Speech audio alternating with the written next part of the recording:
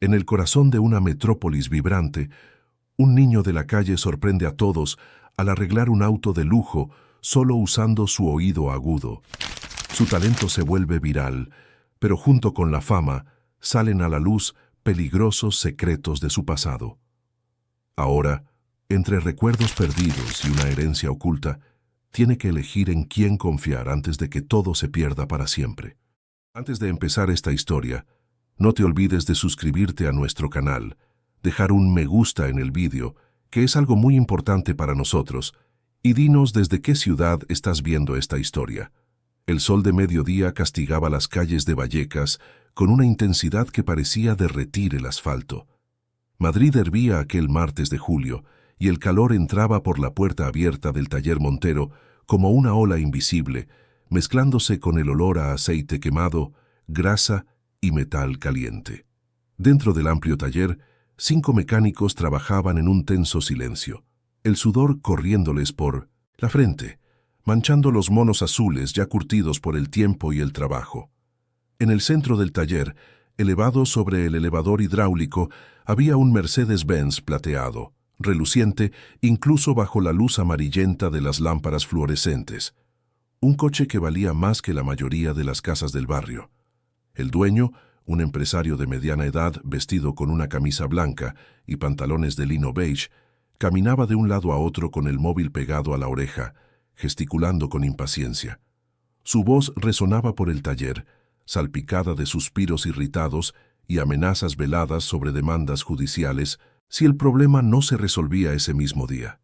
Mario Montero, el dueño del taller, un hombre de 52 años con el pelo canoso y las manos callosas de 4 décadas lidiando con motores, se secaba la frente con un trapo sucio mientras observaba el motor del Mercedes por 10ª vez esa mañana.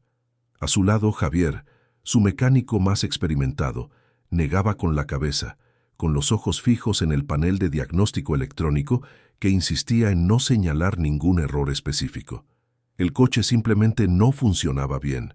El motor se ahogaba, perdía potencia, hacía un ruido extraño que nadie conseguía identificar con precisión.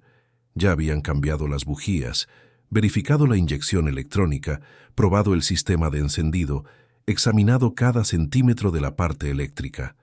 Nada. El problema persistía, terco e invisible como un fantasma. Al otro lado del taller, cerca del banco de trabajo repleto de herramientas organizadas con precisión militar, estaba Clara. A sus 26 años, era la única mujer que trabajaba en el taller y se había ganado su lugar allí no por favor o simpatía, sino por pura competencia. Hija de un metalúrgico, había crecido entre máquinas y tornillos y desde los 15 años sabía desmontar un motor con la misma facilidad con que otras chicas de su edad se maquillaban. Llevaba el pelo castaño recogido en una coleta apretada y sus manos pequeñas pero fuertes sostenían una linterna mientras examinaba una vez más el sistema de escape del Mercedes. Sabía que estaba perdiendo el tiempo. El problema no estaba ahí, pero tenía que hacer algo, porque la tensión en el aire se estaba volviendo insoportable. El empresario ya había llamado 3 veces a su abogado y Mario estaba a punto de sufrir un colapso nervioso. La reputación del taller Montero, construida a lo largo de 30 años, estaba en juego por culpa de un defecto que se negaba a ser encontrado. Fue en ese momento cuando la silueta apareció en la puerta. Clara fue la primera en darse cuenta.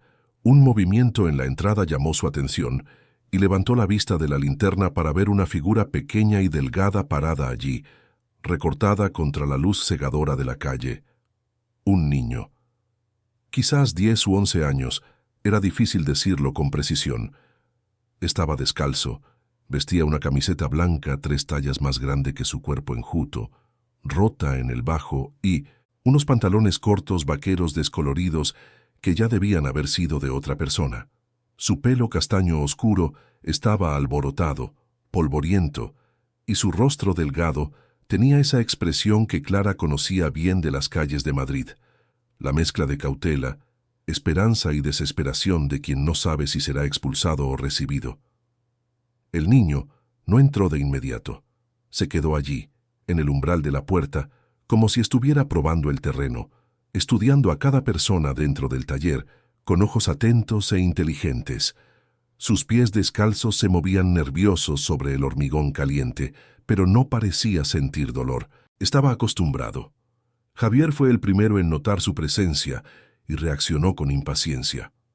«Oye, chaval, esto no es un lugar para pedir limosna. Venga, lárgate, que estamos ocupados». El niño no se movió. En cambio, dio un paso tímido hacia el interior del taller, con las manos pequeñas entrelazadas delante del cuerpo. Cuando habló, su voz era baja, pero había en ella una firmeza sorprendente. «No he venido a pedir limosna, señor. He venido a ofrecer ayuda». Algunos de los mecánicos se rieron. Uno de ellos, Vicente, un hombre corpulento de 40 años con una barriga prominente y un bigote espeso, soltó una carcajada alta y burlona. «¿Ayuda? ¿Qué tipo de ayuda podría dar un mocoso de la calle aquí, Venga, fuera de aquí antes de que llamemos a la policía». Pero Mario, que observaba la escena con una mezcla de cansancio y curiosidad, levantó la mano pidiendo silencio. Había algo en la forma de ser del niño que despertó su atención. Quizás era la postura erguida a pesar de su evidente delgadez, o la manera en que sus ojos recorrían el taller no con miedo, sino con un interés genuino. «¿Ayuda cómo, chaval?», preguntó Mario con la voz más amable que la de los otros. El niño tragó saliva, y Clara se dio cuenta de que estaba nervioso pero decidido. «Yo entiendo de coches, señor Mario. Sé arreglarlos. Si usted me deja echar un vistazo, quizás consiga descubrir el problema. Solo pido un plato de comida a cambio». El silencio que siguió fue denso. El empresario dejó de caminar y miró al niño con una mezcla de incredulidad e irritación. Javier negó con la cabeza, murmurando algo sobre perder el tiempo. Vicente se rió de nuevo, pero esta vez el sonido fue amargo. «Esto es una broma». «No, Mario. Ahora vamos a dejar que un crío toque el Mercedes del doctor este. En nada nos roba algo y la culpa será nuestra». Clara sintió que la rabia le subía por el pecho. Dejó la linterna en el banco y caminó hasta ponerse al lado del niño. «No ha venido a robar nada, Vicente. Ha venido a buscar trabajo, como todo el mundo». Se volvió hacia Mario. «Ya lo hemos intentado todo, jefe. ¿Qué más da dejar que el niño eche un vistazo?» Mario dudó. Miró al empresario, que hizo un gesto impaciente con la mano como si dijera que le daba igual, siempre y cuando alguien lo resolviera pronto. Entonces, con un suspiro de resignación, Mario le hizo un gesto al niño para que se acercara. «Está bien, chaval. Ven aquí. Pero no toques nada sin que yo te lo diga, ¿entendido?» El niño asintió y caminó lentamente hasta el Mercedes. Sus ojos brillaron cuando vio el coche de cerca, y por primera vez desde que había entrado en el taller, una pequeña sonrisa asomó a sus labios. Rodeó el vehículo lentamente, observando cada detalle, cada curva, cada componente visible. Se detuvo junto al capó abierto y se quedó allí, inmóvil, simplemente mirando el motor con una concentración impresionante para alguien tan joven. Los mecánicos observaban con escepticismo. Vicente se cruzó de brazos, con una sonrisa burlona en el rostro. Javier tamborileaba con los dedos en el banco, claramente irritado por lo que consideraba una payasada. Pero Mario y Clara esperaban en silencio, curiosos a pesar de sí mismos.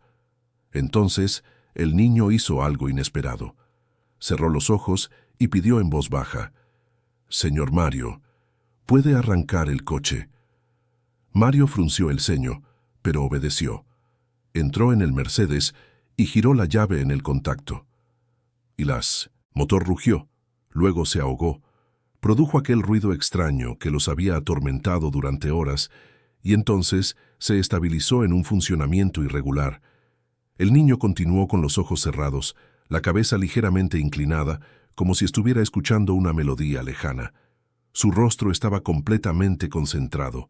Sus manos pequeñas se movían ligeramente en el aire, acompañando mentalmente algún ritmo que solo él podía percibir. 30 segundos, 1 minuto, 2 minutos. Nadie en el taller se movió. Incluso el empresario se quedó quieto, hipnotizado por la extraña escena. Finalmente, el niño abrió los ojos y dijo con una certeza desconcertante: «Es El convertidor de par, señor, tiene un problema en el acoplamiento. Por eso el coche pierde potencia y hace ese ruido cuando intenta engranar. No es la parte electrónica, es mecánica. Silencio absoluto. Javier fue el primero en reaccionar, y su reacción fue de incredulidad. ¿Convertidor de par? Chaval, eso es una tontería. Ya hemos revisado todo el sistema de transmisión. No hay nada mal ahí. Pero Mario estaba mirando al niño con una expresión diferente ahora. Había algo en el modo en que había diagnosticado el problema, algo en la confianza con la que había hablado, que hizo que el dueño del taller se detuviera a pensar. ¿Estás seguro de eso, chaval? El niño asintió. Sí, señor Mario. El sonido que hace el motor es muy específico. Ya lo he oído antes. Es el convertidor que no se acopla bien con el volante del motor. Por eso parece que se ahoga. Mario intercambió una mirada con Clara que parecía igualmente sorprendida. De acuerdo, vamos a comprobarlo. Se giró hacia Javier. Desmonta el convertidor. Vamos a ver si el chaval tiene razón. Javier protestó, pero obedeció de mala gana. Tardó casi 1 hora en acceder al componente, refunfuñando todo el tiempo sobre la pérdida de tiempo y las chiquilladas. Pero cuando finalmente consiguió retirar el convertidor de par y examinó las piezas internas, su expresión cambió drásticamente. Abrió los ojos como platos y se quedó mirando la pieza como si estuviera viendo un fantasma. «No me lo creo», murmuró. «Tiene razón. El acoplamiento está desgastado. Mira aquí, Mario. ¿Ves estas marcas? Es exactamente lo que dijo el chaval».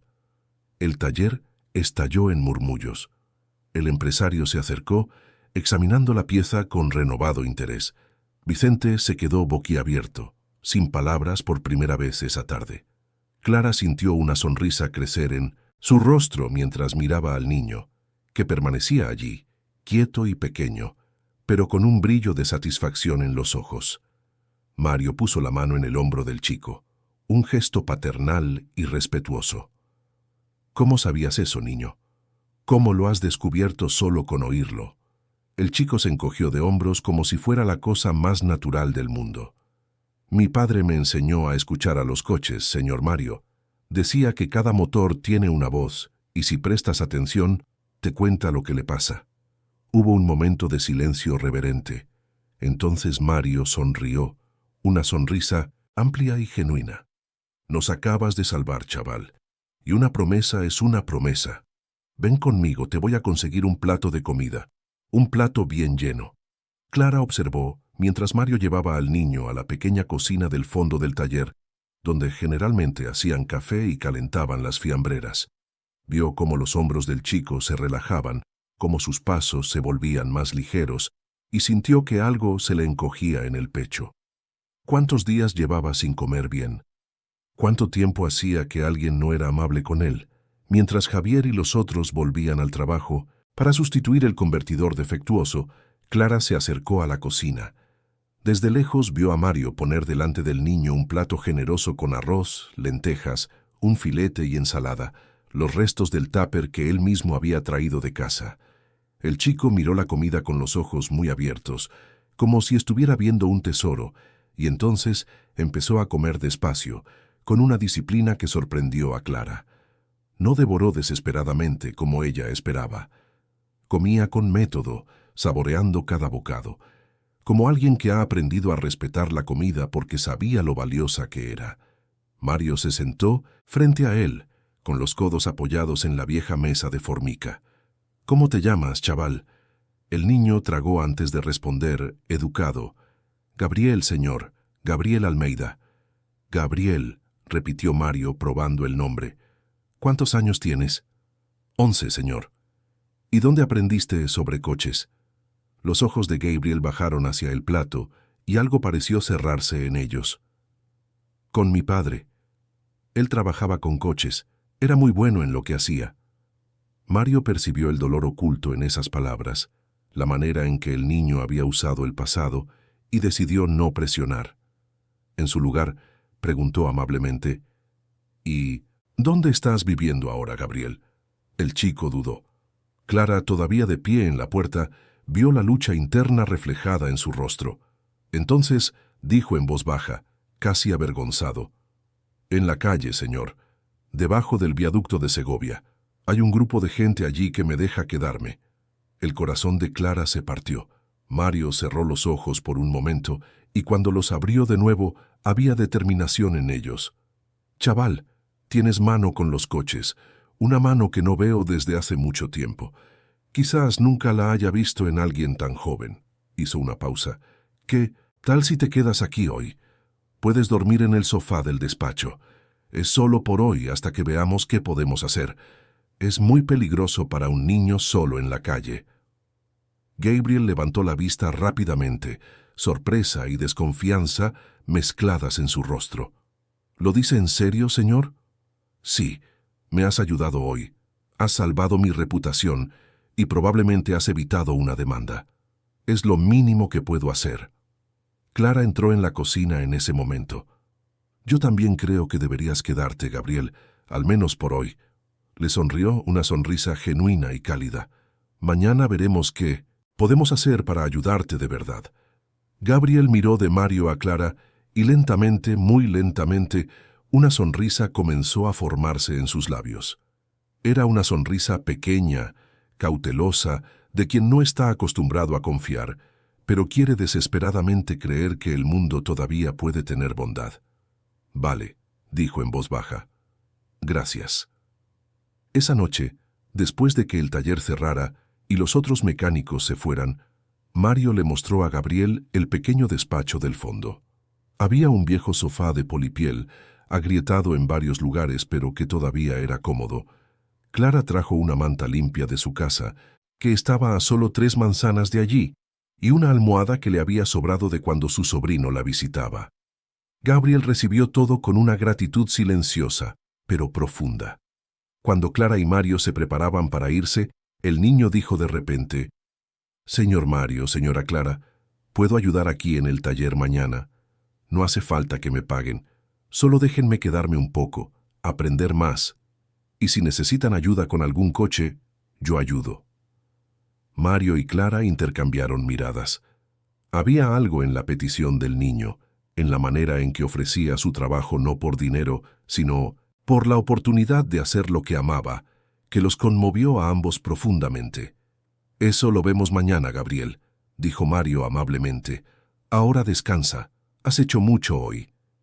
Pero cuando salieron y cerraron la puerta del despacho, dejando a Gabriel solo con sus pensamientos, Mario miró a Clara y dijo en voz baja: «Este niño es especial. No sé de dónde ha salido, pero tiene un don excepcional». Clara asintió con los brazos cruzados, mirando la puerta cerrada. «Me recuerda a alguien», dijo pensativa, «pero no sé a quién». Dentro del despacho, Gabriel se acurrucó en la manta y se tumbó en el sofá. La comodidad era tan inusual que por un momento casi no podía relajarse. Hacía meses que no dormía en algo blando, con un techo sobre su cabeza y la certeza de que nadie lo molestaría. Sus dedos tocaron el pequeño colgante que llevaba en el cuello, escondido bajo la camiseta. Un pequeño destornillador plateado, gastado por el tiempo, sujeto a un cordón de cuero. Era todo lo que quedaba de su padre, lo único que había logrado conservar a través de todos los lugares por los que había pasado. Gabriel cerró la mano alrededor del colgante y cerró los ojos. En la oscuridad podía oír los ruidos lejanos de la ciudad, el sonido de los coches pasando por la calle, el rugido ocasional de un motor. Y por un momento se permitió imaginar que su padre estaba allí, a su lado, enseñándole a escuchar las voces de los motores, explicando con paciencia infinita los secretos que hacían que cada pieza funcionara en armonía. «Un día, Gabriel, esta llave te mostrará el camino», le había dicho su padre una vez, sosteniendo el colgante entre los dedos antes de ponérselo en el cuello a su hijo. «Cuando no sepas qué hacer, sujétala y recuerda, tienes el talento, tienes el don, nadie puede quitarte eso». Gabriel no sabía todavía hasta qué punto esas palabras resultarían proféticas. No sabía que aquel pequeño objeto escondido bajo su camiseta llevaba más que un valor sentimental. No sabía que su vida estaba a punto de cambiar de maneras que jamás podría haber imaginado.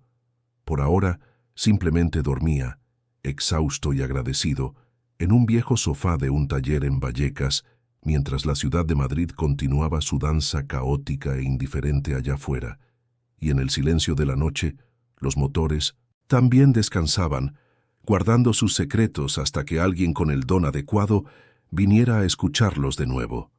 Gabriel se despertó con el sonido de las puertas metálicas abriéndose y el arrastrar de herramientas sobre el hormigón. Por un instante, desorientado, no supo dónde estaba. Sus ojos recorrieron el entorno desconocido, el sofá de polipiel bajo su cuerpo, la manta que todavía olía a suavizante, las paredes cubiertas con calendarios antiguos de fabricantes de repuestos. Entonces el recuerdo volvió como una ola suave, y se acordó. El taller, el Mercedes, el señor Mario y la chica, Clara. Le habían dejado quedarse. Se levantó rápidamente doblando la manta con cuidado, tratando de dejar todo organizado como estaba. No quería que pensaran que era un descuidado o un desagradecido. Se pasó las manos por la cara, sintiendo la suciedad acumulada, y deseó poder darse una ducha. Pero no iba a pedirlo. Ya habían hecho demasiado por él. Cuando abrió la puerta del despacho, encontró a Clara en la cocina preparando café. Llevaba el mismo mono azul del día anterior, pero estaba limpio y su pelo estaba suelto cayendo sobre sus hombros. Cuando vio a Gabriel, sonrió. «Buenos días, dormilón. ¿Has dormido bien?» Gabriel asintió tímido. «Sí, he dormido bien. Gracias por dejarme quedar. Deja de llamarme de usted.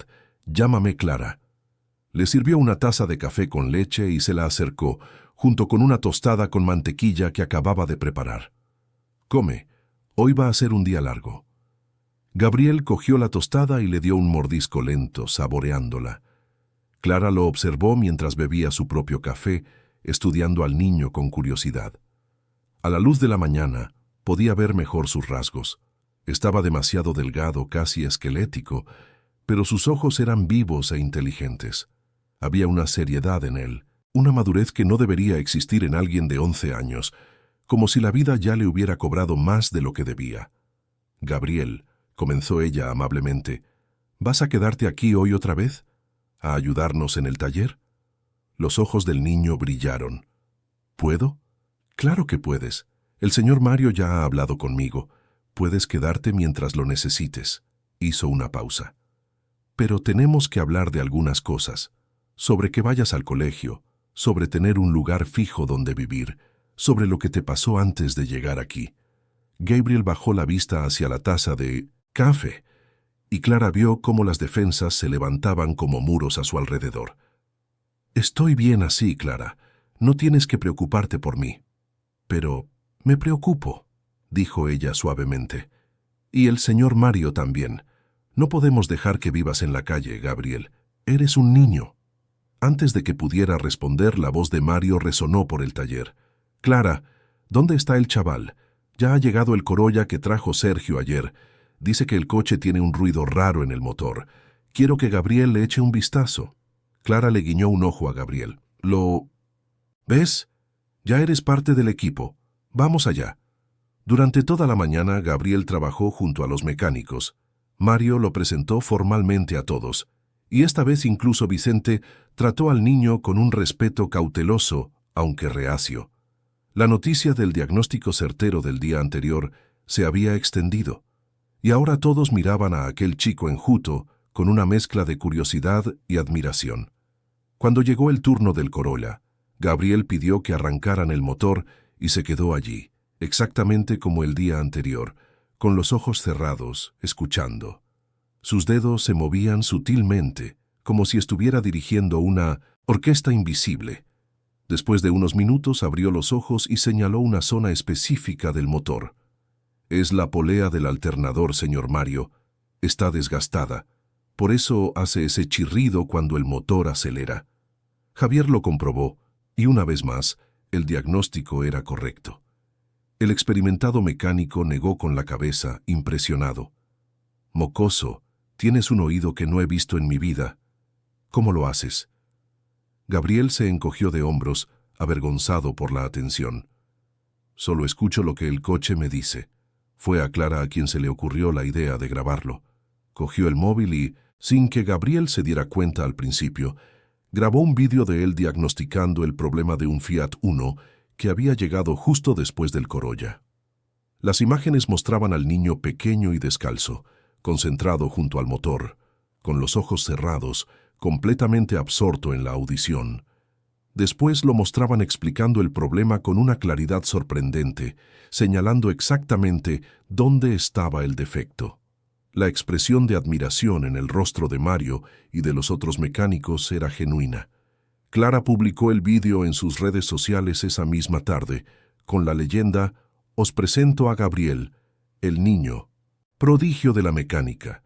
Solo escuchando el motor es capaz de diagnosticar problemas que las máquinas de diagnosis no encuentran. Un talento increíble descubierto aquí en el taller Montero, en Vallecas». No esperaba nada de aquello. Solo quería compartir algo bonito, algo que la había conmovido. Pero Internet tiene sus propias dinámicas, impredecibles y poderosas. En pocas horas, el vídeo empezó a compartirse. Primero por amigos de Clara, luego por amigos de amigos. Entonces alguien con muchos seguidores lo republicó. Y la cosa explotó. A la mañana siguiente, cuando Gabriel llegó al taller, había reporteros en la puerta. 3 equipos, de televisión, 2 de cadenas locales y 1 de un programa nacional. Cámaras, micrófonos, luces. El niño se detuvo en la acera, asustado, queriendo dar media vuelta, pero Mario ya había salido a hablar con los periodistas y lo vio. «Gabriel, ven aquí, hijo. No tengas miedo». Pero Gabriel tenía miedo. Miedo de esa exposición, de toda esa atención centrada en él. Miedo de lo que aquello podría significar. Cruzó la multitud con la cabeza gacha, sintiendo el peso de las miradas, de las cámaras siguiendo cada uno de sus movimientos. Una reportera intentó ponerle un micrófono delante, preguntándole cómo había aprendido sobre coches, de dónde era, dónde vivía. Gabriel no respondió, solo se encogió más, hasta que Clara apareció y lo protegió con su propio cuerpo, apartando a los reporteros. «Es un niño», dijo ella con firmeza. «No vais a acosarlo así. Si queréis hacer una entrevista, la hacéis conmigo o con Mario. Pero dejad al niño en paz». Mario concedió una entrevista rápida, explicando cómo Gabriel había aparecido en el taller y había demostrado su extraordinario talento. Pero fue cuidadoso, no reveló que el niño vivía en la calle, no expuso su vulnerabilidad. Solo habló del don, de la impresionante capacidad que tenía el chico. Los reporteros insistieron en hablar con Gabriel, pero Mario fue inflexible. Cuando finalmente los periodistas se fueron, Gabriel estaba escondido en el despacho, temblando. Clara entró y se sentó a su lado en el sofá. «Oye, ya está todo bien, se han ido». «Yo no quería esto», murmuró Gabriel con la voz entrecortada. «No quería que todo el mundo supiera de mí». Clara le puso una mano suavemente en el hombro. «Lo sé. Lo siento. No pensé que se iba a liar todo esto. Solo quería mostrar lo talentoso que eres». Gabriel se frotó los ojos con el dorso de las manos. Cuando la gente sabe demasiado de uno, pasan cosas malas. Mi padre siempre decía eso. Era la primera vez que mencionaba a su padre directamente desde que había llegado. Clara percibió la apertura y dijo suavemente: «¿Quieres hablar de él, de tu padre?». Hubo un largo silencio. Gabriel se miró las manos, pequeñas y sucias de grasa. Entonces, en voz baja, empezó a hablar. «Mi padre se llamaba Ricardo Almeida. Era mecánico. Pero no un mecánico cualquiera, trabajaba con coches de carreras. También era piloto. Todo el mundo decía que era un genio». Clara escuchaba en silencio, sin interrumpir. Me llevaba a los circuitos cuando era pequeño. Me enseñaba todo sobre los coches, sobre los motores, sobre cómo funcionaba cada pieza. Decía que yo tenía el mismo don que él, que oía cosas que los demás no oían. Gabriel se tocó el colgante escondido bajo la camiseta. «Me dio esto. Dijo que era especial, que debía guardarlo siempre». «¿Qué le pasó, Gabriel?», preguntó Clara con delicadeza. Los ojos del niño se llenaron de lágrimas que intentó contener. «Se fue en un accidente. Hace casi 2 años. Estaba conduciendo por la Autopista, volviendo de un trabajo en Guadalajara y tuvo un accidente. Dijeron que le fallaron los frenos, pero mi padre nunca dejaría que le fallaran los frenos. Siempre lo revisaba todo. Clara sintió un nudo en la garganta. ¿Y tu madre? Gabriel negó con la cabeza y una lágrima finalmente se deslizó. Mi madre desapareció cuando yo era pequeño. Tenía unos 5 años. Un día salió de casa y nunca más volvió. Mi padre intentó buscarla, pero nunca la encontró. Así que éramos solo él y yo hasta que él también se fue. Y después de que tu padre se fuera, ¿qué te pasó? Fui a vivir con unos vecinos. Eran majos al principio, pero luego la cosa se complicó. Tenían muchos hijos, poco dinero. Intenté no dar problemas, pero los daba, así que me mandaron a un centro de acogida. Gabriel hizo una pausa, limpiándose la cara. El centro era malo. La gente de allí no era mala, pero era mucha gente, mucho jaleo. No lo aguanté. Me escapé. Preferí la calle. Clara sintió lágrimas en sus propios ojos. Atrajo a Gabriel hacia sí en un abrazo, y el niño, después de un momento de resistencia, cedió, enterrando el rostro en su hombro y llorando como el niño que todavía era, a pesar de todo lo que había pasado. Cuando el llanto cesó y Gabriel se calmó, Clara dijo con firmeza: «No vas a volver a la calle, Gabriel. No mientras yo pueda hacer algo. Te vas a quedar en mi casa. Tengo una habitación de invitados pequeña, pero es tuya si la quieres». Gabriel levantó los ojos, rojos e hinchados. «Casi no me conoces. ¿Por qué ibas a hacer eso?» Clara sonrió a través de sus propias lágrimas. «Porque necesitas ayuda y porque veo en ti algo especial. No es solo el talento con los coches. Eres tú, la persona que eres, y no voy a dejar que la calle te quite eso». Esa noche, Gabriel durmió por primera vez en una casa de verdad desde que se había escapado del centro. La casa de Clara era pequeña, una casita de 2 plantas en una calle tranquila de Vallecas, a pocas manzanas del taller. Vivía sola desde que había roto con su novio hacía 2 años. La habitación de invitados era sencilla, con una cama individual, un armario pequeño y una ventana que daba al patio trasero. Pero para Gabriel era un palacio. Clara le dio ropa limpia que había sido de su sobrino, le enseñó el baño y le dijo que podía ducharse todo lo que quisiera. Gabriel estuvo bajo la ducha casi media hora, dejando que el agua caliente lavara toda la suciedad, todo el cansancio, todas las noches durmiendo en aceras y viaductos. Cuando salió, con la piel limpia y enrojecida por el agua caliente, vistiendo ropa que olía a detergente, se sintió una persona diferente. Clara preparó la cena: arroz, lentejas, filete encebollado y ensalada. Una comida sencilla, pero para Gabriel era un banquete. Comieron juntos en la mesa de la cocina, y Clara se dio cuenta de cómo el niño usaba los cubiertos correctamente, cómo tenía modales en la mesa a pesar de todo. Su padre le había enseñado bien. «Mañana tenemos que matricularte en un colegio», dijo Clara mientras fregaba los platos. Gabriel estaba a su lado secándolos. «¿Cuánto tiempo llevas sin estudiar?» «Unos 6 meses», admitió Gabriel. «Desde que me escapé del centro. Antes de eso iba al colegio de cerca de allí. Pero era difícil. Los otros niños se metían conmigo, me llamaban huérfano». Clara sintió rabia hacia aquellos niños crueles. «Bueno, ahora será diferente.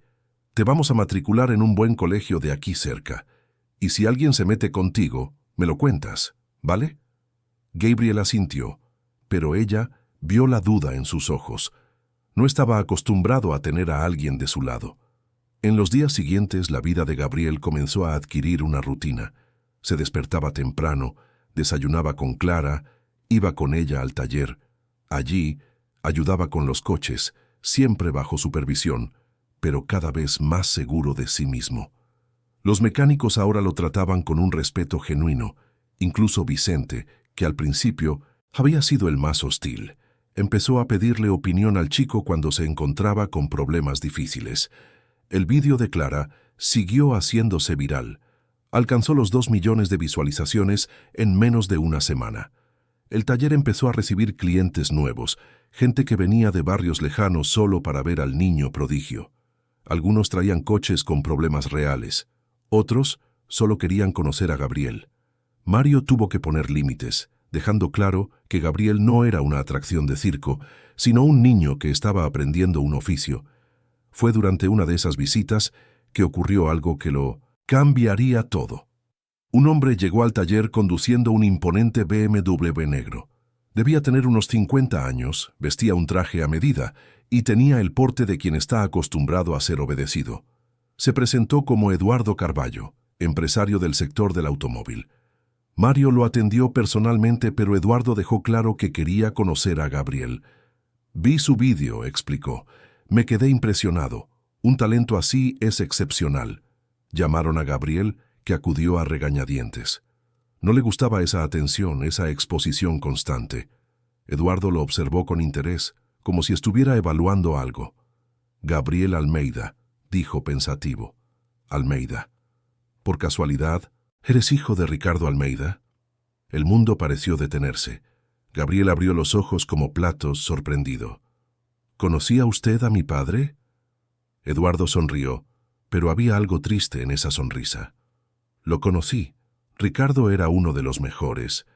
Un piloto excepcional, un mecánico brillante. Trabajamos juntos hace muchos años, antes de que dejara el circuito. Cuando me enteré del accidente, me quedé destrozado». Miró a Gabriel con intensidad. «Te pareces mucho a él. Los mismos ojos, la misma expresión cuando estás concentrado». Gabriel no supo qué decir. Clara se acercó, poniendo una mano protectora en el hombro del niño. «Señor Carballo, Gabriel ha pasado por mucho. Quizás no sea el mejor momento para hablar de su padre». Pero Eduardo negó con la cabeza. «Lo entiendo, pero hay cosas que necesitan saber. Cosas sobre Ricardo y sobre lo que pasó después de que falleciera». Miró a Mario. «¿Podemos hablar en privado? Es importante». Fueron al despacho. Eduardo contó lo que sabía. Después de la muerte de Ricardo, hubo una gran confusión sobre sus bienes y su herencia. Ricardo tenía una pequeña empresa de preparación de coches de carreras, propiedades, inversiones. No era una fortuna inmensa, pero era significativa. Había un testamento. Eduardo lo sabía, porque Ricardo se lo había mencionado una vez. Pero después del accidente, ese testamento simplemente desapareció. «Intenté ayudar en su momento», dijo Eduardo. «Pero las cosas se complicaron. Había un abogado que se encargaba de los documentos, un tal doctor Aguilar. Pero también desapareció. Cerró el despacho y nadie más supo de él. Y estaba el hermano de Ricardo, Marcos. Los dos estaban distanciados, se habían peleado años antes por negocios. Marcos apareció después del accidente diciendo que se encargaría de todo, que se quedaría con Gabriel. Pero no se quedó», dijo Clara. «Gabriel acabó con unos vecinos y luego en un centro de acogida». Eduardo asintió sombríamente. «Es lo que me imaginaba. Marcos probablemente estaba más interesado en el patrimonio que en su sobrino. Cuando se dio cuenta de que el testamento había desaparecido y que la herencia estaba confusa, debió de rendirse. Dejó al niño atrás». Gabriel escuchaba todo en silencio, absorbiendo información que cambiaba por completo su comprensión de lo que había sucedido tras la muerte de su padre. Siempre había sabido que algo no cuadraba, que las cosas no eran como deberían ser, pero no tenía pruebas, no tenía nada más que una sensación. «Puedo ayudaros a investigar esto», ofreció Eduardo. «Tengo contactos, recursos. Si hay alguna injusticia aquí, podemos intentar corregirla». Mario y Clara intercambiaron miradas. Esto era más grande de lo que habían imaginado. No era solo un niño de la calle que necesitaba ayuda. Era un niño al que posiblemente le habían robado su propia historia, su propio futuro. «Sería de gran ayuda, doctor Eduardo», dijo Mario. «Pero la prioridad ahora es cuidar de Gabriel. Está viviendo con Clara, va a empezar a estudiar. Necesitamos darle estabilidad antes de remover estas cosas del pasado». Eduardo estuvo de acuerdo. «Lo comprendo perfectamente. Iniciaré algunas investigaciones discretas, Mientras tanto, Gabriel, si necesitas cualquier cosa, puedes contar conmigo.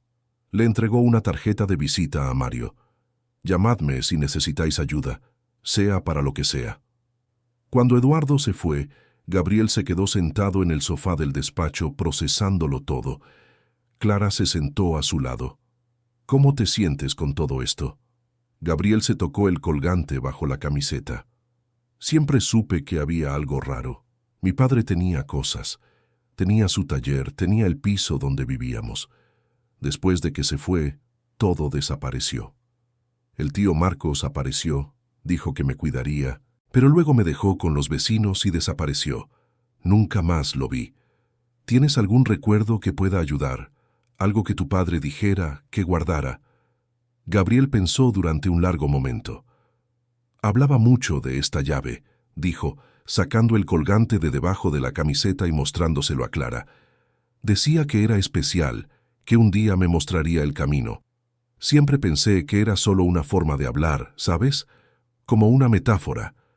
Clara cogió el colgante delicadamente entre los dedos observándolo.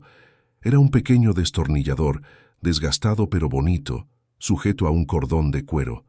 Parecía antiguo. ¿Puedo?, preguntó, y Gabriel asintió. Lo examinó más de cerca y se dio cuenta de algo. Gabriel, mira aquí. Hay algo grabado en la base. Gabriel se acercó, mirando. Efectivamente, había una inscripción minúscula, casi invisible. Números. Parece un código, murmuró. Clara cogió una lupa del banco de trabajo y examinó mejor. No es un código, es una dirección. Mira, calle de Alcalá, 1800. Se miraron con el corazón de ambos acelerado. ¿Sería posible que el colgante no fuera solo simbólico, que realmente guardara un secreto? Tenemos que ir allí, dijo Gabriel, con una mezcla de emoción y miedo en la voz. Clara dudó. Quizás sea mejor que esperemos. Hablar con Mario, con el doctor Eduardo. Pero Gabriel negó con la cabeza. Mi padre me dejó esto a mí. Si hay algo en esa dirección, es para mí. Necesito saberlo. Clara miró a aquel niño de 11 años, tan decidido, tan valiente a pesar de todo lo que había pasado, y no tuvo el valor de negarse. Vale, vamos, pero juntos, y con cuidado. Esa noche, tumbado en la cama de la habitación de invitados que ahora era suya, Gabriel sujetó el colgante y pensó en su padre. Pensó en todos los recuerdos, en todas las lecciones, en todas las palabras que ahora cobraban nuevos significados. Su padre sabía que algo podría pasarle, por eso había dejado pistas, por eso había escondido información de una manera que solo Gabriel podría encontrar. Y ahora, por primera vez desde que se había quedado solo en el mundo, Gabriel sentía que tenía un propósito. No era solo sobrevivir, era descubrir la verdad, era recuperar lo que era suyo por derecho, era honrar la memoria de su padre.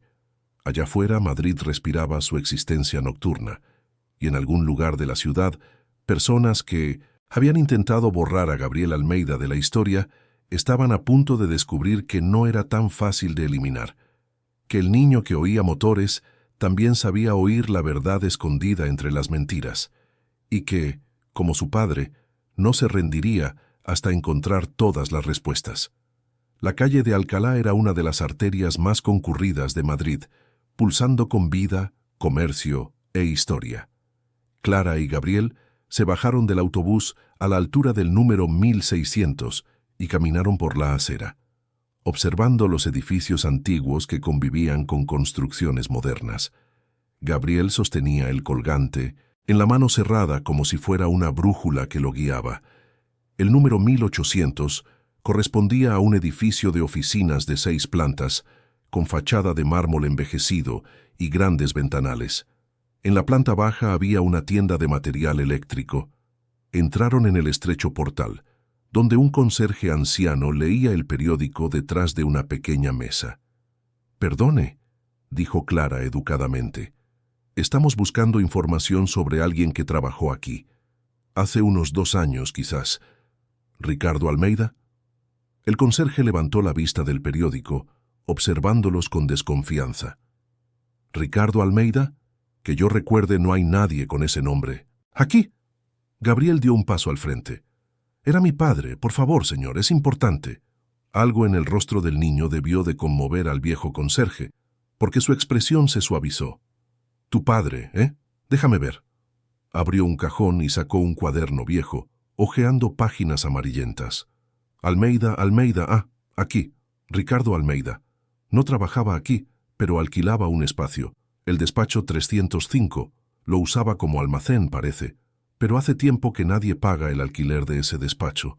Debe de estar todo precintado ya. El corazón de Gabriel se disparó. ¿Puede dejarnos ver el despacho? Por favor. El conserje dudó, rascándose la barba rala. Mira, no debería, pero si eres su hijo, cogió un manojo de llaves. Voy con vosotros, pero solo un vistazo rápido, ¿vale? No quiero problemas con el administrador. Subieron las escaleras hasta el tercer piso. El pasillo estaba mal iluminado, con olor a moho y pintura desconchada. El despacho 305 estaba al fondo.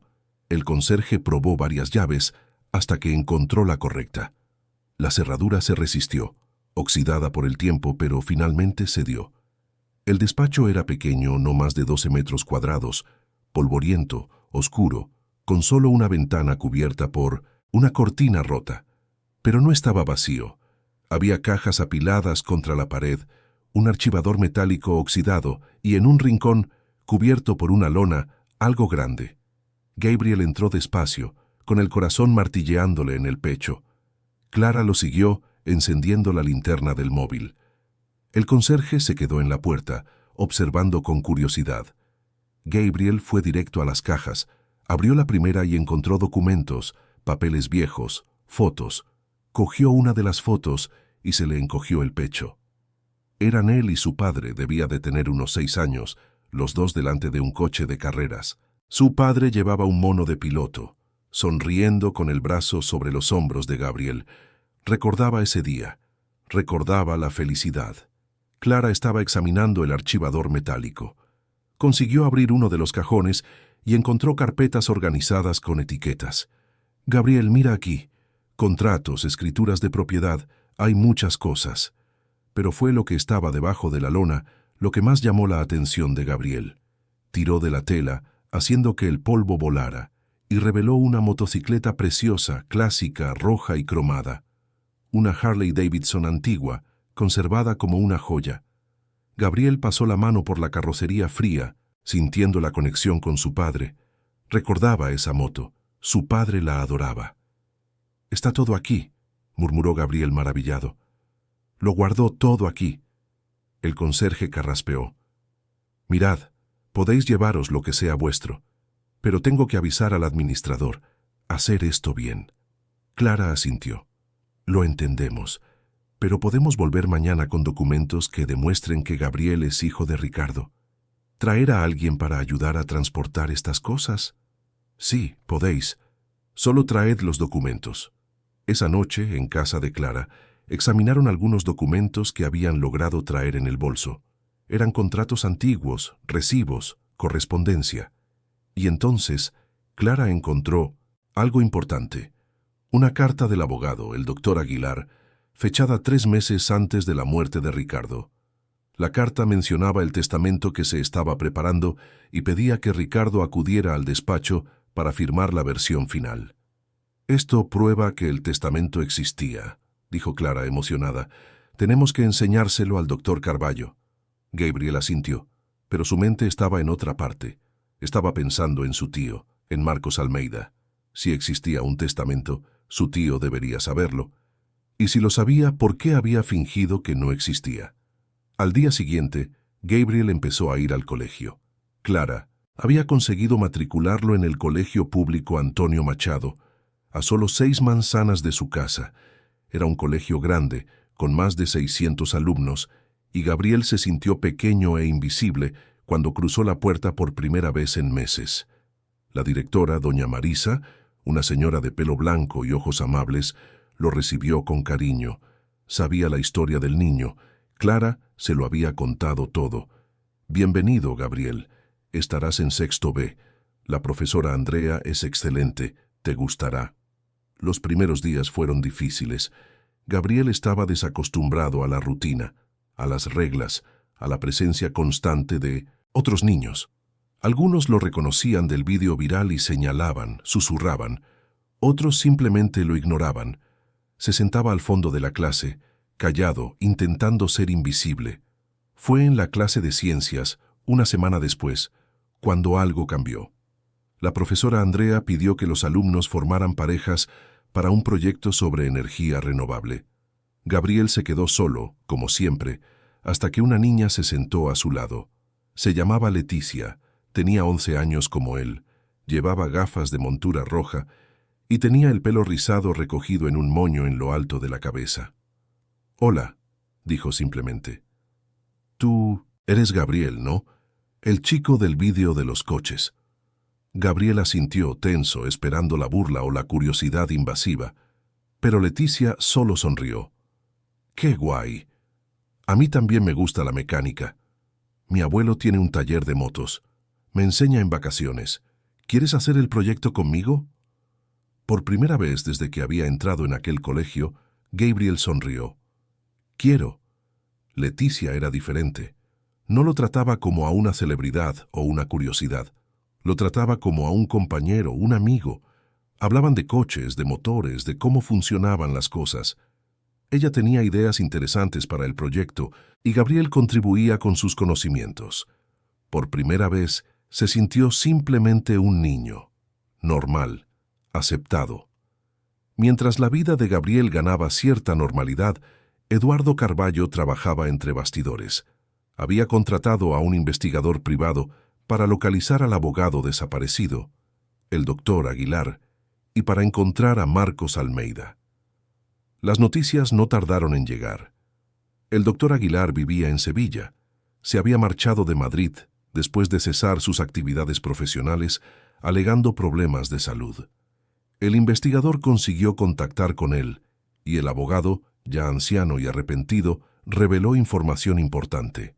Confirmó que había preparado un testamento para Ricardo Almeida. En ese testamento, Ricardo dejaba todos sus bienes a su hijo Gabriel y nombraba tutores legales, una pareja de amigos cercanos, Carlos y Ana Figueroa, que debían cuidar del niño si algo le sucedía. Pero pocos días después de la muerte de Ricardo, Marcos Almeida apareció en el despacho del doctor Aguilar con una historia convincente. Dijo que era el único hermano, que ya lo había arreglado todo con los Figueroa y que ellos habían renunciado a la tutela. Presionó al abogado para que le entregara los documentos originales, alegando que era urgente resolver la situación de su sobrino. El doctor Aguilar, ingenuo y conmovido por la aparente preocupación de Marcos, le entregó una copia del testamento. Pero días después, cuando intentó contactar con Marcos para regularizar la documentación, el hombre había desaparecido. Y poco tiempo después el propio doctor Aguilar empezó a recibir amenazas veladas, llamadas extrañas. Con miedo, decidió cerrar el despacho y marcharse de Madrid. Fue coaccionado, explicó Eduardo a Mario y Clara en una reunión en el taller. Y los tutores legales que Ricardo había elegido nunca fueron informados. Marcos lo manipuló todo. «¿Y dónde está ese Marcos ahora?», preguntó Mario furioso. «Lo estamos localizando. Mi investigador ya tiene una dirección en Valencia. Voy a hacer que le notifiquen. Como tío y pariente más cercano, tiene responsabilidades legales con Gabriel. Tiene que explicar por qué abandonó al niño». Fue un sábado, 2 semanas después, cuando Marcos Almeida finalmente apareció. Gabriel estaba en el taller ayudando a Javier con un Golf cuando un taxi paró enfrente. Se bajó un hombre alto, de hombros anchos, con el pelo oscuro ya canoso en las sienes. Llevaba vaqueros y un polo, y tenía la misma forma de cara que Ricardo. El parecido hizo que a Gabriel se le encogiera el corazón. Marcos entró en el taller mirando a su alrededor como si buscara algo. Cuando sus ojos se posaron en Gabriel, se detuvo. Por un largo momento, tío y sobrino solo se miraron.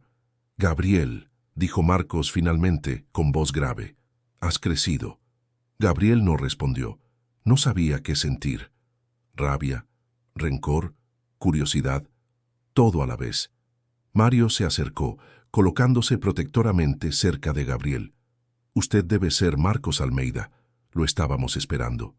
Marcos asintió, sin quitarle los ojos de encima a Gabriel. Lo sé.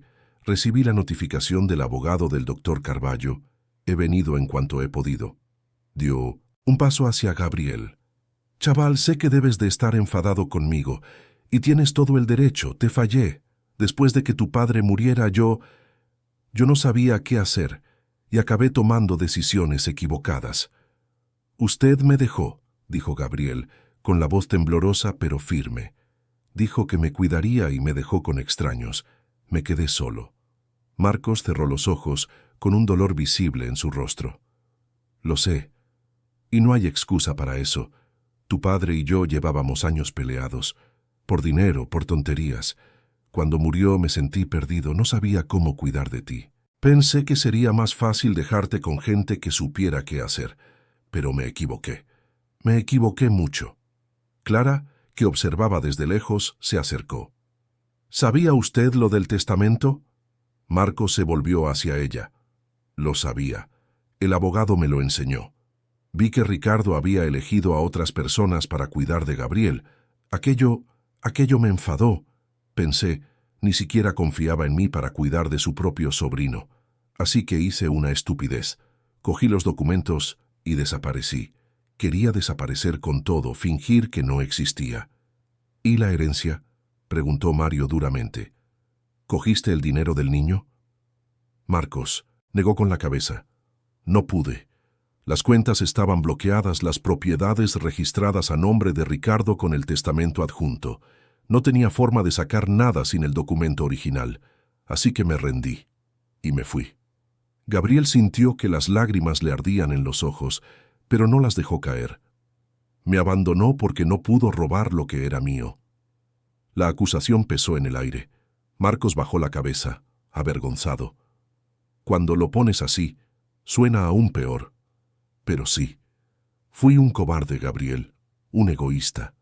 Pero cuando vi tu vídeo en internet, cuando supe que habías sobrevivido, que habías encontrado a gente buena, yo tenía que venir, tenía que intentar arreglarlo de alguna manera.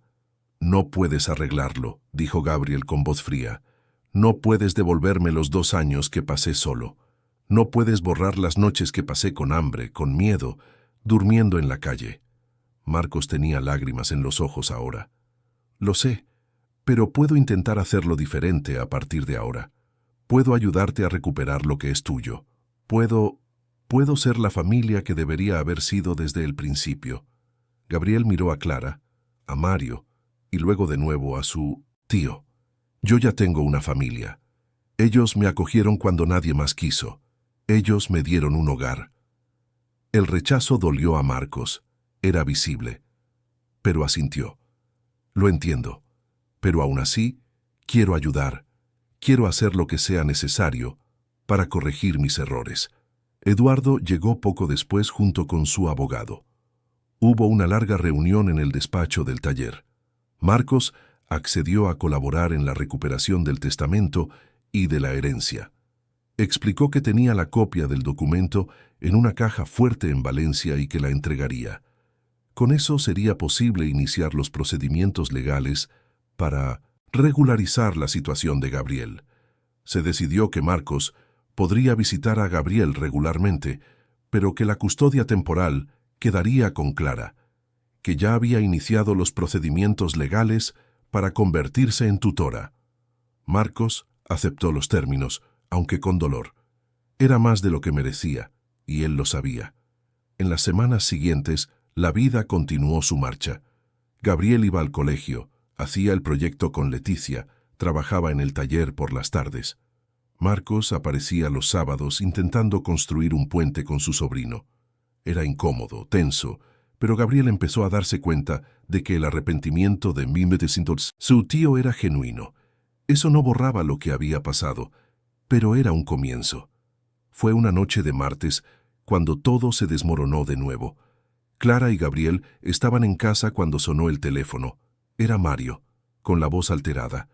«Clara, han entrado en el taller, han roto la ventana de atrás y han entrado. Tenéis que venir ahora mismo». Llegaron en 15 minutos. La policía ya estaba allí. La ventana trasera estaba rota, con cristales esparcidos por el suelo. Dentro del taller todo estaba revuelto. Herramientas tiradas, cajones abiertos, papeles esparcidos, pero no parecía que se hubieran llevado nada. El equipo caro, las herramientas, todo seguía allí. «No ha sido un robo común», le dijo el policía a Mario. «Quienquiera que haya entrado buscaba algo específico». Fue Gabriel quien se dio cuenta primero.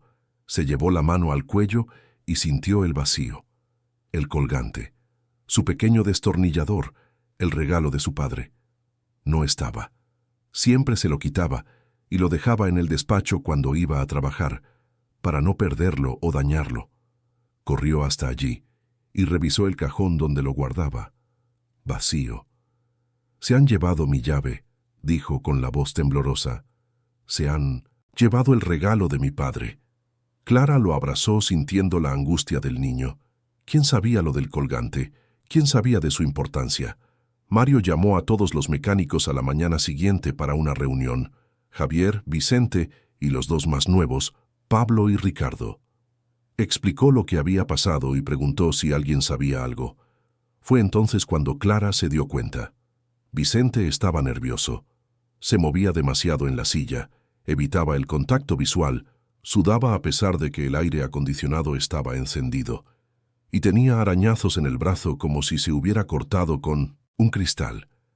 «Vicente», dijo ella directamente, «¿sabes algo de esto?» Todos los ojos se volvieron hacia él. Vicente se puso rojo. «¿Yo? ¿Por qué iba a saberlo?» «Tienes arañazos en el brazo y estás nervioso».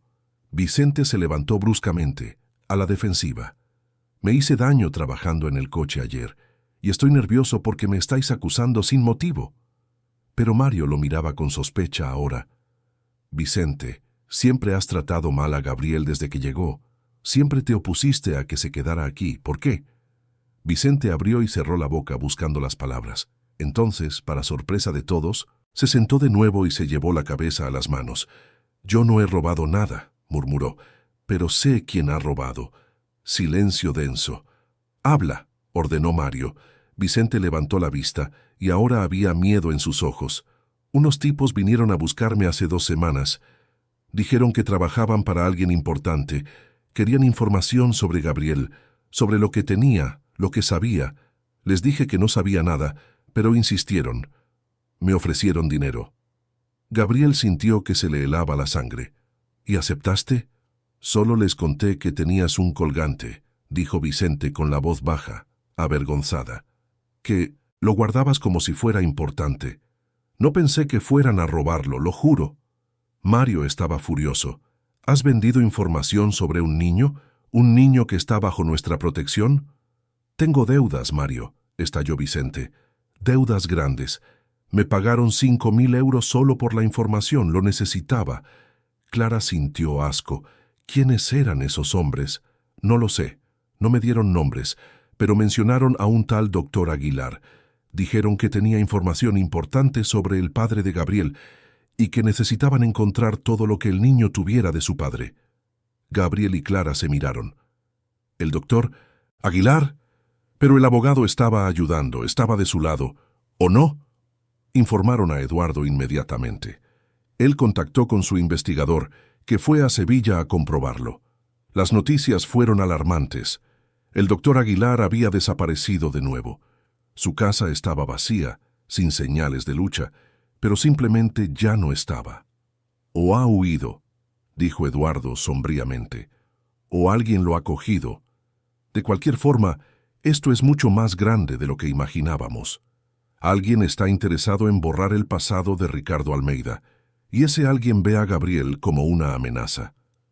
Vicente fue despedido en el acto. Mario dejó claro que no quería volver a verlo cerca del taller. El mecánico se fue cabizbajo, cargando sus herramientas, y por primera vez Gabriel sintió lástima por él. Solo era un hombre débil que había tomado una mala decisión, pero las consecuencias de esa decisión eran enormes. Esa noche, Gabriel no pudo dormir.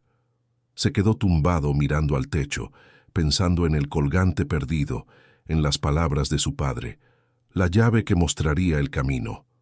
¿Qué significaba realmente? ¿Era solo simbólica o había algo más? Y entonces se acordó. Cuando estuvieron en el despacho de la calle de Alcalá, había visto una caja pequeña, antigua, cerrada con un candado especial. No había pensado mucho en ello en ese momento. Estaba centrado en los documentos. Pero ahora, recordándolo, se dio cuenta de que el candado tenía una forma inusual. No era una cerradura normal, era una cerradura hexagonal del tamaño exacto de un destornillador pequeño. Su corazón se aceleró. ¿Sería posible que el colgante no fuera solo un símbolo, sino una llave literal? Y si era así, ¿qué había dentro de esa caja? Necesitaba volver a ese despacho. Necesitaba comprobarlo antes de que quien había robado el colgante descubriera su verdadera función. Pero ¿cómo recuperaría la llave? ¿Quién la tenía ahora? ¿Y qué harían con ella cuando descubrieran su secreto? Gabriel cerró los ojos, apretándolos con fuerza, intentando encontrar el valor. Era el hijo de Ricardo Almeida. Tenía el mismo talento, la misma determinación. Y no dejaría que borraran la memoria de su padre. No dejaría que le robaran lo que era suyo por derecho. Allá afuera, la ciudad dormía inquieta. Y en algún lugar, alguien sostenía un pequeño colgante en forma de destornillador, sin entender todavía por completo lo que tenía en sus manos. Pero pronto lo descubriría. Y, cuando eso sucediera, la carrera contrarreloj comenzaría de verdad. El descubrimiento de que el colgante podía ser una llave literal lo cambió todo. A la mañana siguiente, Gabriel le contó su teoría a Clara, Eduardo y Mario. Todos estuvieron de acuerdo en que necesitaban volver al despacho de la calle de Alcalá inmediatamente, pero ahora con el doble de cuidado. Si alguien había robado el colgante buscando exactamente eso, podrían estar vigilándolos. Eduardo trajo a 2 guardias de seguridad privados. Fueron al despacho un sábado por la mañana, y el viejo conserje los dejó entrar sin problemas. Ya conocía a Gabriel. El despacho estaba exactamente como lo habían dejado, polvoriento y silencioso, guardando sus secretos. Gabriel fue directo a la caja que había visto en la primera visita. Era de metal oscuro, del tamaño de una caja de zapatos, pesada. Y sí, el candado tenía esa forma hexagonal específica, como la ranura de un tornillo, solo que más grande. El corazón de Gabriel martilleaba. Su colgante encajaría perfectamente allí. «Era esto», dijo, con la voz entrecortada. «Mi padre escondió algo aquí y me dejó la llave a mí. Sabía que solo yo la guardaría». Eduardo examinó el candado. «Es un sistema antiguo pero eficaz. Sin la llave correcta es prácticamente imposible abrirlo sin destruir el contenido. Tu padre era listo». «¿Pero cómo vamos a abrirlo ahora?», preguntó Clara. «La llave ha sido robada». Fue Mario quien tuvo la idea. «Gabriel, ¿recuerdas exactamente cómo era el colgante? Cada detalle». Gabriel cerró los ojos, visualizándolo. Había tocado ese objeto miles de veces. Conocía cada marca, cada imperfección. «Lo recuerdo. Recuerdo todo». «Entonces podemos hacer una réplica. Tengo un amigo que trabaja con mecanizado de precisión. Si dibujas exactamente cómo era, él puede hacerlo». Tardaron 3 días. Gabriel dibujó el colgante desde todos los ángulos, especificando cada medida, cada detalle. El tornero trabajó con precisión milimétrica, y cuando finalmente entregó la pieza, era una réplica perfecta. Volvieron al despacho el martes por la tarde. Eduardo estaba tenso, los guardias de seguridad alerta. Gabriel sostuvo la réplica con manos temblorosas y la introdujo en el candado. Por un momento, no giró, y su corazón se desplomó. Pero entonces, con un suave clic, la cerradura cedió. Gabriel abrió la caja despacio. Dentro, envueltos en plástico protector, había documentos. Muchos documentos. Y un sobre grande con su nombre escrito con la letra de su padre. Con lágrimas en los ojos, Gabriel cogió el sobre y lo abrió. Dentro había una carta manuscrita. Reconoció inmediatamente la caligrafía de Ricardo. «Mi querido hijo», comenzaba la carta, y la voz de Gabriel se quebró cuando intentó leer en voz alta. Clara tomó la carta suavemente de sus manos. ¿Quieres que la lea por ti? Gabriel asintió. Incapaz de hablar, Clara comenzó a leer, su voz suave pero firme. Mi querido hijo, si estás leyendo esto, significa que algo me ha pasado. Siempre supe que mi trabajo, mi vida, tenían ciertos riesgos. No siempre tomé las decisiones más seguras. Y quizás me involucré con gente con la que no debería. Pero todo lo que hice, lo hice pensando en ti, en construir un futuro mejor para los dos. La carta continuaba, explicando que Ricardo había descubierto irregularidades en una empresa donde prestaba servicios de consultoría mecánica. Se estaban adulterando coches de carreras, manipulando resultados de competiciones, con mucho dinero de por medio. Había reunido pruebas, documentos que comprometían a gente poderosa, y por eso sabía que estaba en peligro. Guardé todo aquí, en este lugar que solo tú puedes encontrar siguiendo las pistas que dejé. El testamento está aquí, así como las pruebas de lo que descubrí. Si algo me sucede, no confíes en Marcos. Él tiene sus propias ambiciones y no pondrá tus intereses en primer lugar. Confía en los Figueroa, Carlos y Ana. Son buenos, íntegros, y te querrán como yo te quiero. La carta terminaba con palabras de amor y aliento. Tienes un don, Gabriel. Un talento excepcional que heredaste de mí, pero que es tuyo, único. Úsalo bien. Sé siempre honesto, trabajador y amable. Y recuerda, siempre estaré contigo, en cada motor que escuches, en cada problema que resuelvas. Te quiero, hijo mío. Para siempre. Tu padre. El silencio que siguió fue denso de emoción. Gabriel lloraba abiertamente ahora, y Clara también. Mario se secaba los ojos disimuladamente, e incluso Eduardo, siempre tan controlado, estaba visiblemente emocionado. Pero había más en la caja. Documentos que probaban todo lo que Ricardo había alegado. Hojas de cálculo financieras, grabaciones de conversaciones, informes técnicos que mostraban cómo se adulteraban los coches. Y los nombres involucrados eran impactantes. Empresarios influyentes, directivos de federaciones deportivas, gente con mucho poder y dinero. «Esto es enorme», murmuró Eduardo, hojeando los documentos. «Con estas pruebas podemos hacer caer a mucha gente poderosa». Pero Gabriel estaba concentrado en otro documento. El testamento original de su padre, autenticado y completo. Estaba todo allí. Ricardo dejaba todos sus bienes a Gabriel, nombraba a Carlos y Ana Figueroa como tutores legales y dejaba instrucciones específicas sobre cómo debía gestionarse su herencia hasta que Gabriel alcanzara la mayoría de edad. «Tenemos que encontrar a estos Figueroa», dijo Mario. «Ver si todavía están dispuestos a cuidar de Gabriel». Eduardo hizo un gesto negativo. «Ya lo intentamos. Se mudaron a Portugal hace un año. El investigador consiguió contactar con ellos, pero explicaron que sus vidas ahora están allí. Tienen trabajos, hijos, en el colegio. No pueden volver a España en este momento». Gabriel sintió una punzada de decepción, pero también de comprensión. Eran personas en las que su padre confiaba, pero la vida había seguido adelante. No podía culparlos. «Entonces, ¿qué pasa ahora?», preguntó. Eduardo respiró hondo. «Legalmente, como los tutores nombrados no pueden asumir el cargo y tienes un pariente de primer grado vivo, la custodia normalmente iría a Marcos. A menos que... ¿A menos que qué?», presionó Clara. «A menos que Marcos renuncie voluntariamente a la custodia en favor de otra persona, y que esa persona esté dispuesta y sea apta para asumir la responsabilidad». Todos miraron a Clara. Ella ya había iniciado los procedimientos para convertirse en tutora temporal, pero ahora era diferente. Era permanente. Era real. «Quiero», dijo ella sin dudar. «Quiero cuidar de Gabriel, si él acepta, claro». Gabriel la miró a esa mujer que lo había acogido sin pedir nada a cambio, que le había dado casa, comida, cariño, que lo trataba no como un proyecto o una obligación, sino como familia, y supo que era donde quería estar.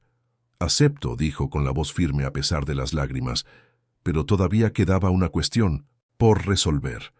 Marcos. Tenía que ser confrontado sobre todo lo que había sucedido y tenía que tomar una decisión. La reunión tuvo lugar en el despacho de Eduardo, 3 días después. Marcos estaba allí, visiblemente nervioso. Eduardo explicó todo lo que habían descubierto. Mostró la carta de Ricardo, leyó los pasajes relevantes sobre la desconfianza que el padre de Gabriel tenía hacia su hermano. Marcos escuchó todo en silencio, con el rostro cada vez más pálido. Cuando Eduardo terminó, finalmente habló con voz ronca. Ricardo tenía razón, yo no era de fiar. Siempre me moví por la ambición, por la codicia. Envidiaba a mi hermano, su talento, su éxito, y cuando murió vi una oportunidad de tener por fin lo que él tenía. Miró a Gabriel con lágrimas corriendo por su rostro. Pero no tenía lo más preciado, no te tenía a ti, y cuando me di cuenta del tamaño de mi codicia, de lo mucho que me costó, ya era demasiado tarde. Gabriel escuchaba con el pecho oprimido. Una parte de él quería odiar a su tío, pero otra parte solo veía a un hombre roto, cargando con el peso de sus propias decisiones. Marcos, dijo Eduardo amablemente, Gabriel tiene la opción de quedarse con Clara. Ella quiere ser su tutora. Pero legalmente, como tío, tienes prioridad, a menos que renuncies. Marcos miró a Gabriel durante un largo momento. Entonces dijo, renuncio. Clara lo cuidará mejor de lo que yo podría hacerlo jamás. Ya lo ha demostrado. Se inclinó hacia Gabriel. Pero quería pedirte una cosa. Déjame formar parte de tu vida, aunque sea de lejos. Déjame intentar ser un tío de verdad, aunque no me lo merezca. Gabriel pensó. Pensó en todo lo que había pasado, en todo lo que había perdido y encontrado, y se dio cuenta de que guardar rencor solo le haría daño a él mismo. Vale, dijo finalmente, pero tiene que ser diferente, de verdad. Marcos asintió enérgicamente. Lo será, lo prometo. Los procedimientos legales llevaron meses, pero finalmente concluyeron. Clara se convirtió oficialmente en la tutora legal de Gabriel. La herencia de Ricardo fue liberada, y era sustancial. Estaba la empresa de preparación de coches, que todavía tenía valor, propiedades, inversiones. Eduardo ayudó a organizarlo todo, y se decidió que el dinero se gestionaría en un fondo hasta que Gabriel cumpliera 18 años, con una asignación mensual para sus necesidades. Pero quizás la mayor victoria fue la justicia. Los documentos que Ricardo había reunido fueron entregados a las autoridades competentes. Se abrieron investigaciones, se imputó a personas. El nombre de Ricardo Almeida fue limpiado de cualquier sospecha y fue reconocido póstumamente como un héroe que había intentado exponer la corrupción aún sabiendo los riesgos. Gabriel empezó a entender que el accidente de su padre quizás no había sido tan accidental. Eduardo sugirió que podría haber habido sabotaje, pero sin pruebas concretas, era solo especulación.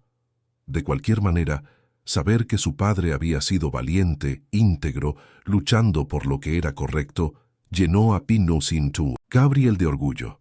La vida siguió. Gabriel continuó en el colegio, su amistad con Leticia se profundizó. Presentaron juntos el proyecto de ciencias y ganaron el primer premio en la feria del colegio. Gabriel empezó a ser solo un niño de nuevo, con rutina, responsabilidades, pero también diversión y ligereza. En el taller, continuó ayudando a Mario siempre que podía, pero ahora como aprendiz oficial, no por necesidad. Su talento seguía impresionando a todos y sabía que un día sería un mecánico excepcional, quizás incluso un ingeniero. Las posibilidades eran infinitas ahora. Marcos cumplió su promesa. Visitaba a Gabriel cada 15 días, siempre con regalos sencillos pero significativos. Libros sobre coches, herramientas. Una vez incluso llevó a Gabriel a ver una carrera de karts. La relación era cautelosa todavía, pero había un respeto mutuo creciendo allí. Gabriel aprendió que las personas eran complicadas, capaces de errores terribles, pero también de una redención genuina. Fue una tarde de domingo, 6 meses después de que todo hubiera comenzado, cuando Gabriel tuvo una revelación. Estaba en el patio de la casa de Clara. limpiando el motor de una vieja scooter que habían comprado para restaurar juntos. Clara estaba a su lado, pasándole las herramientas cuando se las pedía, riéndose de sus bromas, orgullosa de cada progreso. De repente, Gabriel se detuvo y la miró. ¿Clara? ¿Sí? Gracias. Por todo. Ella sonrió, apartándose un mechón de pelo de la cara. No tienes que dar las gracias, Gabriel. Tú me has dado tanto como yo a ti. Me has dado un propósito, me has dado una familia de nuevo, me has dado la oportunidad de ser importante para alguien. Gabriel pensó en lo extraña que era la vida. Lo había perdido todo, se había quedado solo, había pasado hambre y frío, pero de esa pérdida había nacido algo nuevo. Una nueva familia, no de sangre, sino de elección. No perfecta, pero real. Se tocó el nuevo colgante que llevaba en el cuello. Clara había mandado hacer una réplica exacta del original. No era la llave que abría cajas de secretos, pero era el símbolo del legado de su padre. Y ahora Gabriel entendía el verdadero significado de las palabras que Ricardo había escrito. La llave no era el objeto en sí, era lo que representaba, era el talento, era la integridad, era la capacidad de escuchar no solo a los motores, sino también a las personas, la verdad escondida entre las mentiras. Era el valor de seguir adelante incluso cuando todo parecía perdido. Gabriel miró el cielo azul de Madrid, con sus nubes blancas paseando perezosamente, y sintió paz. Su padre estaría orgulloso. Había encontrado su camino, no porque alguien se lo hubiera mostrado, sino porque él mismo tuvo el valor de seguir las pistas que le habían dejado. Había sido difícil, doloroso, aterrador, pero había merecido la pena. Esa noche, cuando Clara lo arropó para dormir, como hacía todas las noches ahora, le besó la frente y le dijo: «Sueña con cosas bonitas, hijo mío». «Hijo mío». Las palabras calentaron el corazón de Gabriel. Tenía una madre de nuevo, no la que lo había engendrado, cuyo rostro apenas recordaba, sino la que lo había elegido, la que se había quedado a su lado, la que había luchado por él. Y a veces, pensaba, el amor elegido era tan poderoso como el amor de sangre, quizás incluso más. Gabriel cerró los ojos y durmió profundamente, sin pesadillas, sin miedos. Allá fuera, la ciudad de Madrid continuaba su ritmo frenético, con millones de historias sucediendo simultáneamente. Pero dentro de esa pequeña casa de Vallecas, una historia específica había encontrado su final feliz. No perfecto, porque la vida nunca lo es, pero real, auténtico, construido con valor, amor y la certeza de que incluso después de la tormenta más devastadora, es posible reconstruir. Gabriel Almeida, el niño que oía motores, había encontrado por fin su frecuencia, y sonaba a hogar. Queridos oyentes, esperamos que la historia de Gabriel os haya llegado al corazón. Si te has emocionado con el viaje de este valiente niño, que lo perdió todo pero encontró una nueva familia, deja tu me gusta, suscríbete al canal y cuéntanos en los comentarios qué es lo que más te ha marcado de esta historia. ¿Fue el valor de Gabriel, la bondad de Clara, la redención de Marcos? Todos los días traemos historias intensas como esta, que revelan el lado más profundo del alma humana y nos recuerdan que incluso en las situaciones más difíciles siempre hay esperanza. Gracias por acompañarnos en este emocionante viaje. Te esperamos en el próximo episodio con otra historia que te llegará al corazón.